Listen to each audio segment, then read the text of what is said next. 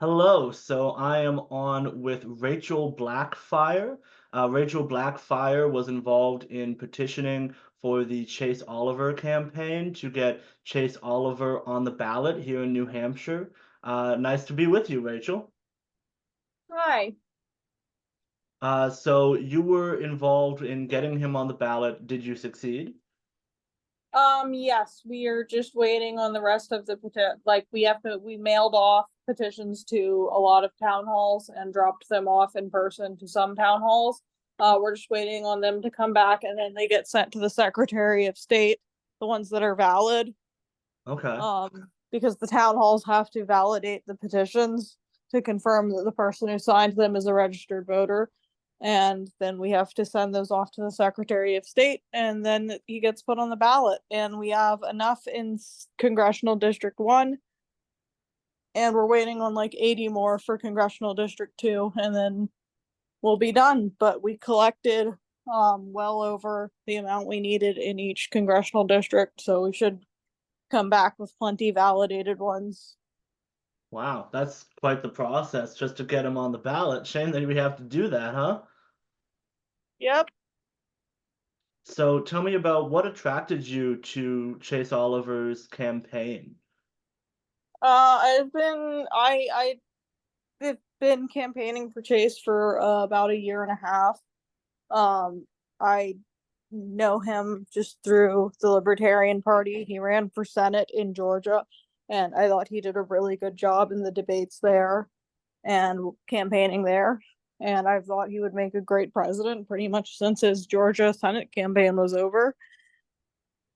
So when it came time for the campaign to get him the nomination to start, I helped out with that.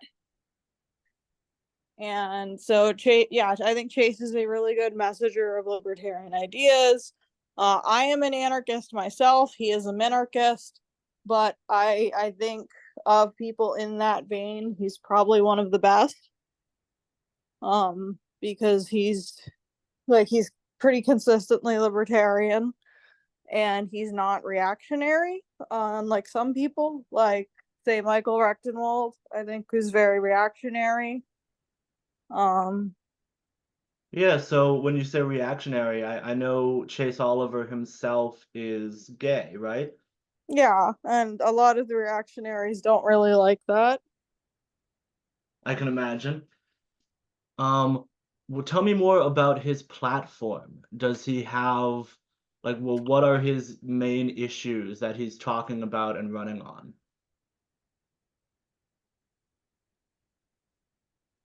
Yeah, so he's mostly just running, well, basically what his platform is he's trying to push the federal government in as much of a libertarian as possible within the constitutional confines of his office, because like he doesn't want to expand the executive orders, because then once we get a non-libertarian president in, Hmm.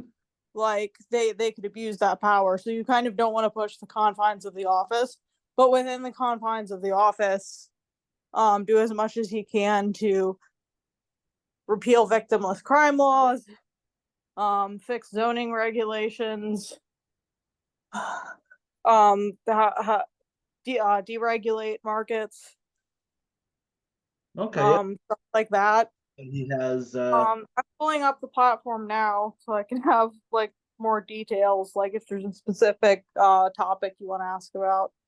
absolutely. Yeah, I mean, I like that he has that position on executive orders and presidential power. I talk to a lot of people about politics, and one issue that comes up from like ordinary Americans because executive orders didn't used to be used, right? Anybody who's even just a little bit older than me are like, I don't like that all of a sudden it seems like the president is just acting unilaterally all the time. And I agree, I'm not a fan of this massive expansion in the use of executive orders. Yeah, I mean, we had, I think it was Obama started using a lot of executive orders, carried right on into Donald Trump, right on into Joe Biden. Really, it's nice to hear that there's somebody who cares about that on principle. I tend to be of the belief that if you have power, you should use it, but you should also try to restrict the office, you know what I mean? So, but still, it's good to hear he has those clear principles on an issue like that.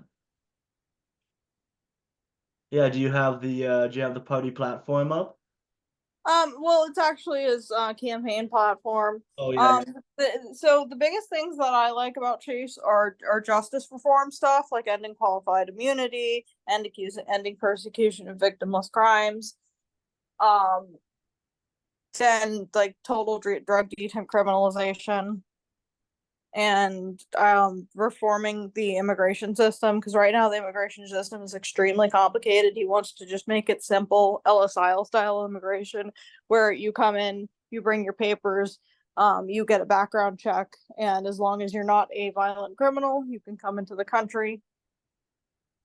Absolutely. I mean, that sounds great to have a simplified system. That's something I know a lot of even centrist thinkers are always talking about simplification of government programs. And another big thing for him is being anti-war. Absolutely. Yeah. I mean, it would be nice to have an anti-war president ever. Yeah. I think the last one that wanted a like less pro like I think the last president we had that wasn't like a hardcore pro-Israel no matter what person was Jimmy Carter. Mm, Jimmy Carter was more about like wanting to bring peace to that, whereas the last few have just been like fun to them no matter what. right. Um yeah, and Chase has been calling for a ceasefire pretty much since the topic was being like hotly discussed. That's really great. I mean, I know a lot of people within the Libertarian Party, at least the impression I've gotten so far is that Israel might be a controversial topic amongst libertarians, that there might be a lot of somehow sort of pro-Israel libertarians in a way. Yeah, I do see that here and there. I think there's a spectrum. I think most people want to get rid of U.S. government involvement. Hmm. Well, Um, that would make sense. I've met like a little handful of ones who are Zionists. Hmm. I think that's strange, but Yeah, I noticed also you said at the start that you yourself are an anarchist, but he's a minarchist. You're the first free market libertarian I've had on the podcast, and I'm not super involved in those debates. Tell me a little bit more about what that divide is amongst libertarians between anarchists and minarchists. so anarchists want to eliminate the state entirely, Mhm. and a minarchist just wants to bring it down to whatever they deem to be essential functions. Um, So some of them would like the government to provide protection for like against violent crime. So they would like to change policing to actual rights enforcement and bring it down to just that instead of being like how it's like a massive thing now. Where there's so basically they would like to bring the laws down to just like a bare minimum. I think that I don't think it can happen overnight, but I think eventually we can get to a point where between market functions such as like companies and community organizing, I think we can have protection be provided without the state. Okay. Yeah, tell me a little bit more about how an anarchist sort of legal order would function in your eyes. Yeah. So like I said, I think I kind of fall in the middle. Like whereas ANCAPs think it would be mostly provided by companies, and I guess more left-leaning anarchists think it would mostly be community-based defense. I think it's just going to end up being a mixture of the two, depending on what fits. And that's kind of how I would define market anarchism: is it's just um, a mixture of community-funded and for-profit things wherever it fits. I would rather emphasize community-funded things for essential services. Okay, so would you say that both of these groups are more or less voluntarist as well? Like, are you a voluntarist? Yeah, I would agree with that. I think that there's a lot of infighting between, say, libertarian socialists and ANCAPs and people that are more like, I just feel like anarchists argue too much when we should really be focused on dismantling the state. Absolutely. I feel like all of these ideas can coexist. No, I agree. I agree. One of the things I'm trying to do with this podcast is build as many coalitions between these ideas that maybe don't have mainstream attention on them as possible. And one of those coalitions would be a libertarian coalition between the libertarian left and the libertarian right. The broader coalition I'm trying to build, of course, is any third party, anyone outside the mainstream who might be in favor of things like ranked choice voting as a result, or might be in favor of third party politics in general. Yeah, I saw that you have an interview up with one of the Green Party people. Yes, I do. Yeah, that just went up last night, actually. Yeah, we saw them petitioning at one point, and it doesn't seem like they're gonna make the ballot in New Hampshire. It seems like RFK made the ballot, and I'm not really sure what's going on with the Constitution Party's drive. Yeah, I actually just learned that the Constitution Party has a presence in New Hampshire. I should note, Jill Stein has made it onto the ballot. That was confirmed in my Green Party interview there. Just recently made it onto the ballot. Um, so the Constitution Party, I'm going to have somebody on from the Constitution Party soon to talk to them. They're an interesting bunch. Do you know about them? Would you say they're maybe to the right of the Republican Party? From what I understand, the Constitution Party claims to support the Constitution, but they also want to add a constitutional amendment to ban abortion. So But they, yeah, I don't yeah, understand the Constitution emphasis that many thinkers on the right have, or even in conversations in mainstream politics, whenever people are talking in terms of X is unconstitutional, it feels to me more like the emphasis should be on X is wrong, rather than whether or not it's constitutional. yeah. I think it's a useful weapon to restrain the state with. Hmm. Um, but I don't necessarily think it's a perfect system. When I watched Randall Terry debate, it did seem that he was like mostly just focused on banning abortion, and he kept having the catchphrase of the Democrat Party must be destroyed. Hmm. So that seems like their focus. Um, Is Randall Terry a national level constitutional party member? so Randall Terry is their presidential candidate, and he was in the free and equal debate that Chase and Jill did. Absolutely. So and I think what I might want to do now is do maybe a little bit of an FAQ, a frequently asked questions for the market anarchists crowd, right?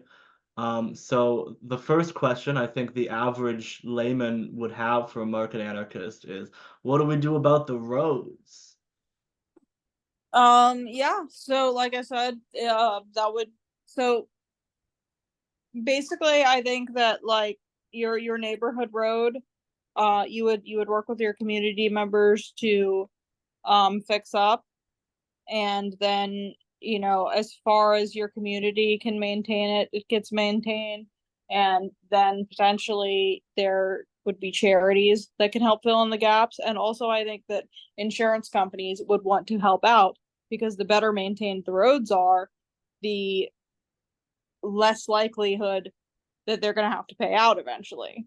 So I think that insurance companies would start pitching in to help with roads. And then when it comes to like roads in cities, roads that are connecting people to commerce, I think that it's going to be a combination of on a community level, businesses are going to maintain the roads that are at their business. And then, like I said, insurance companies, charities, and then there's just gonna like it's just gonna be a mixture of market forces depending on what the road is.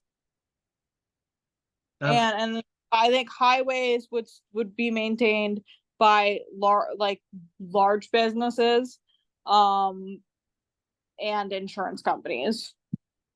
And I think insurance companies would end up handling like the flow of traffic monitoring. Like,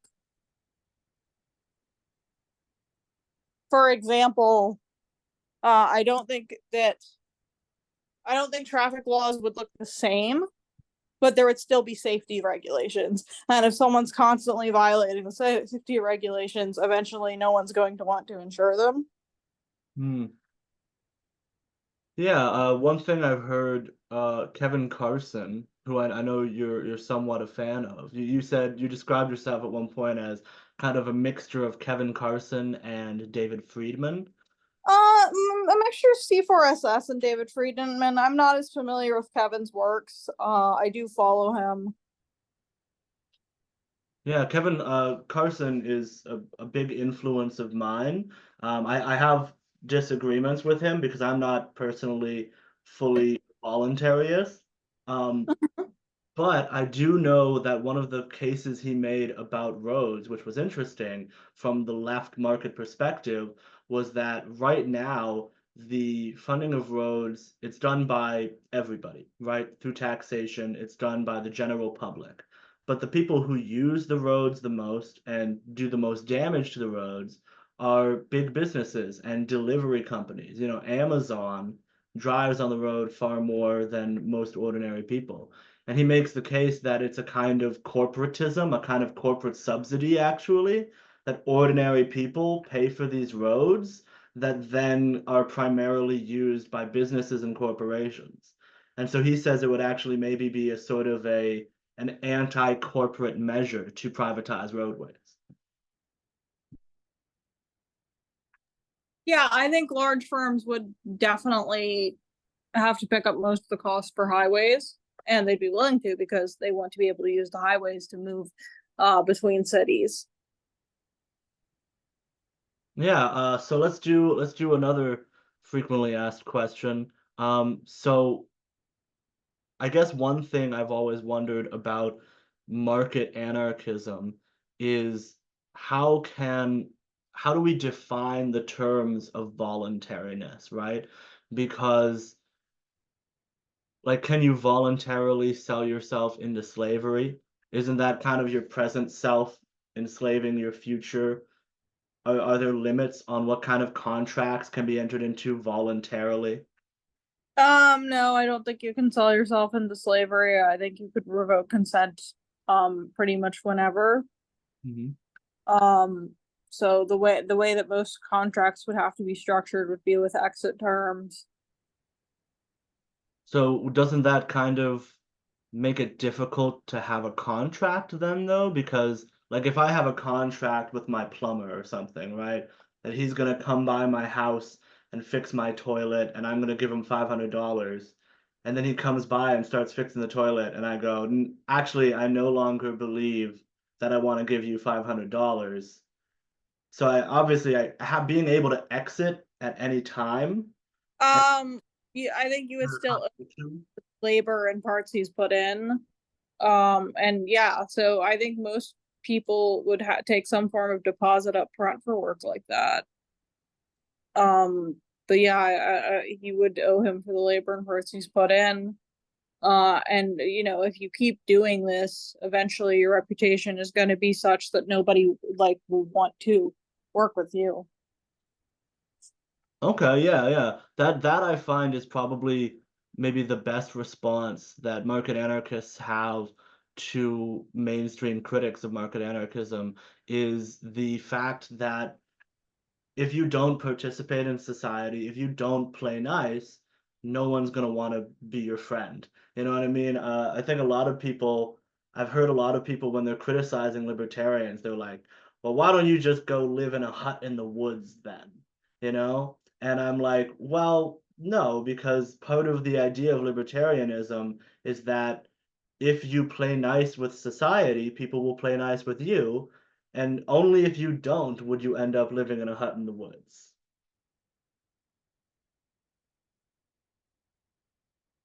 Yeah, do you agree that that's maybe one of the primary forces behind a voluntary society is the desire of individuals to be a part of society, to be a part of coalitions? Yeah, I think so.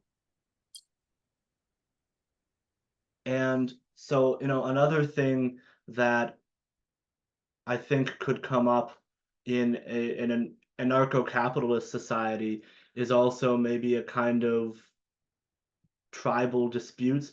One thing I've never understood about voluntarism, for example, is why draw the line at murder and theft of property, right? Because there are lots of things that we do that affect other people, uh, or potentially hurt other people.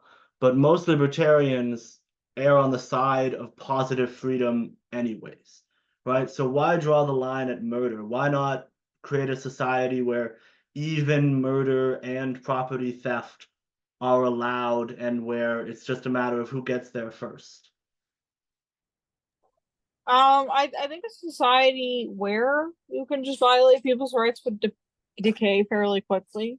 Because if you cannot trust that the things that you create, or buy are going to not be damaged, you're going to be willing to engage in less commerce, which is going to lower people's quality of life.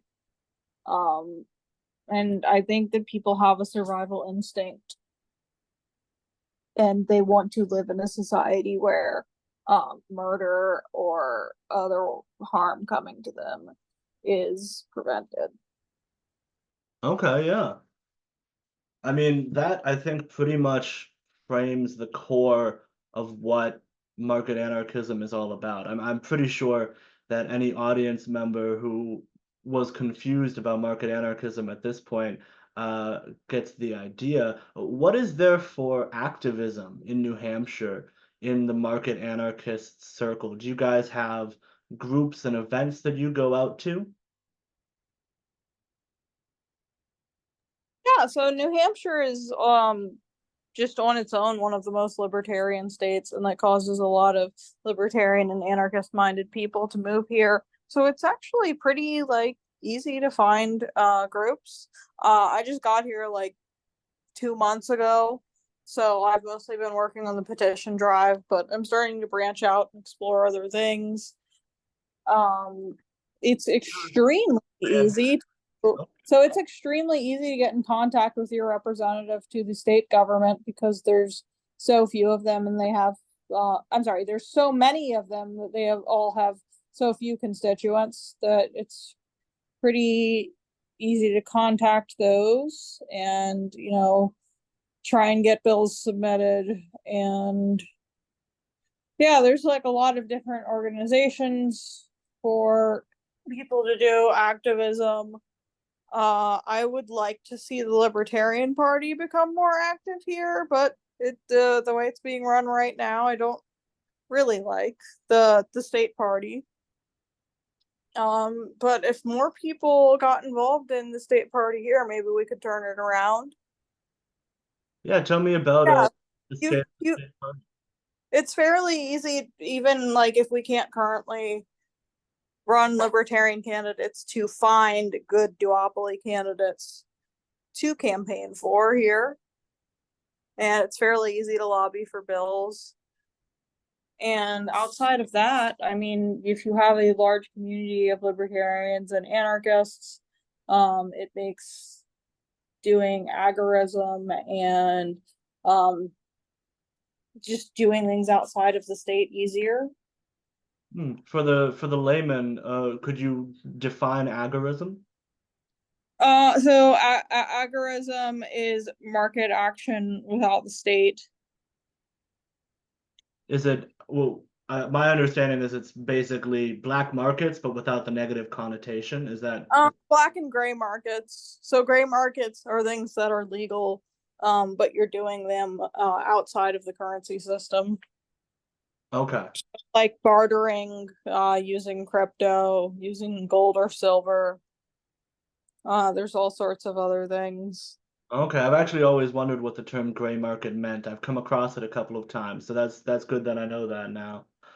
Yeah, I wanted to know because I'm trying to maybe get the audience more involved and more active, if there are any organizations or groups that you'd like to shout out here in New Hampshire, that if anybody in the audience wanted to get involved with voluntarist or libertarian action. Yeah, I just haven't been in New Hampshire long enough to have a good list yet. I'm kind of still exploring what's out there. Absolutely, I totally understand. And I do know that there is a presence within like the Free State movement, for example. What is you guys' relationship, would you say, to the Free State movement? Because I know that some of the Free State movement is, as you described before, reactionary. How positive or negative of a relationship do people like you have with the Free State in New Hampshire? There's a lot of free staters that I get along with. There's a few that I don't get along with. I think it's good for people to try and make I think it's good for people to try and make New Hampshire freer. Um, I wish that the Free State Project would do more stuff like with the existing community instead of being insulated. Okay, do they, what do you mean by insulated? I feel like a lot of free staters don't really interact with non-free staters, and I think that makes the natives sort of hostile to free staters. That's a good point. Yeah, no, I would love to see more people who are more free staters going out and canvassing and stuff. I don't know if I've ever had a free stater come to my door as of yet.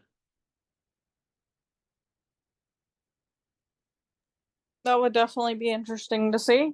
I know a lot of free staters have got elected as state reps. Yeah, so one of the things I maybe wanted to talk about was education. There have been a couple of contentious issues here in New Hampshire around free staters and education. I believe there was a school board where I think my understanding was that just a handful or maybe even one free stater showed up and sort of defunded the school board there. Are you aware of the situation I'm talking about? Yes, I am. So basically, that town was spending millions and millions of dollars to educate like 40 kids, Mhm. and what the Free Stater wanted to do was base set give like each child a subsidy to go to a private school or get a homeschooling curriculum and have the opportunity to have a teacher help them facilitate that, Mhm. or just be sent to a private school instead of spending millions maintaining a entire school system for about 40 children. And so that did pass, and then there was a some type of higher court case about it, and now that's town is required to have a school system. Okay, yeah. How do you feel about like the procedure and the process of that as a strategy of of entryism, or might be a good word, trying to go to these local town meetings and trying to make a dramatic difference as an individual, or do you think there should be more broad-based action? I think that if there'd been more understanding in that town, it would have gone over better. Like if they'd taken more time to like create public awareness around what they were doing. Um, but yeah, to me, it seems like they were just trying to get the town budget under control. And I wouldn't really have a problem with it as long as the money was not spent on religious. Like, I don't want public funds being spent on religious homes, on religious private schools. But if it gets the budget in check to give parents the option to take their funds to a secular private school, then if it's such a small town that there's only 40 children, I don't really see the reason to not just have those funds go to a different school district instead of having one in that town. Um, it's just kind of weird because New Hampshire has these towns that are so small. Mm. And we're unique in that way with those very small towns like that. And it does seem like, I mean, you said they were spending millions of dollars. Was it that they had like a physical school? Was that where a lot of the costs were Well, to? it was a physical school, and then they had like the whole administration staff, and then they had to have like under like the laws, they had to have a special ed teacher on hand, even though there were no students in that program. So that's someone that is just making a premium teacher salary, but they don't have any students to teach. I just think that it might have been better to send them to other school systems than to just how, even like sending them over to a different county. Yeah, and that's, I mean, that's sort of the absurdity of the way our top-down dictated system functions, right? Is that you end up with things like that where maybe in theory it's good to have special education teachers mandated in most schools, but that school isn't most schools, and it did not need one. Yeah, I mean, I think as long as that town was providing transportation and funds, they don't necessarily need to have their own infrastructure for it if there's only 40 kids. Yeah. Yeah, so we're running out of time now. So I wanted to ask you if there was anything else you wanted to say about Chase Oliver's campaign before we go. Yeah. So, well, New Hampshire is kind of a swing state, but I don't know. I think it's based on my experience petitioning. I think it's gonna go blue. Hmm. So I think that people who feel principally inclined to libertarian shouldn't worry about wasting their vote because yeah, we need to get 5% of the popular vote to be considered a major party to get the same opportunities that Republicans and Democrats have. And I think New Hampshire is a good place to vote libertarian. Because I don't really think that there's like, there's uh I'm trying to organize my thoughts here.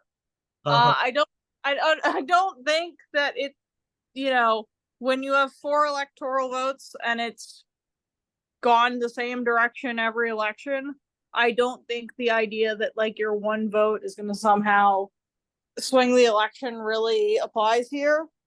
Hmm. I have a really hard time arguing with people in Ohio. I have friends in Ohio that like they would be libertarians that I just kind of have to leave them alone. Okay, yeah, yeah.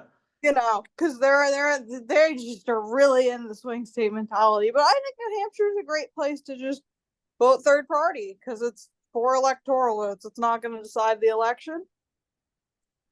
Absolutely. And actually I have one last question.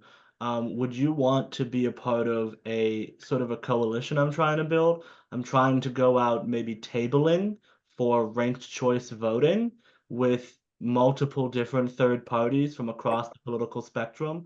Would you want to maybe do that with me sometime? I would have to have more details about it. Absolutely. Yeah, well, we could talk about that another time. I guess, do you support ranked choice voting though as a way of for helping all of these different candidates? I think it's better than the system we have now. Yeah. I think approval voting is probably better than RCV, Okay. Sweet. but yeah, yeah. But my pitch is that if you feel consciously inclined to libertarianism, you should vote for Chase. All right. Well, that's all the time we have. I actually have like 2 minutes left on the clock here. Thank you for talking to me today. Oh, thank you. Have a great day.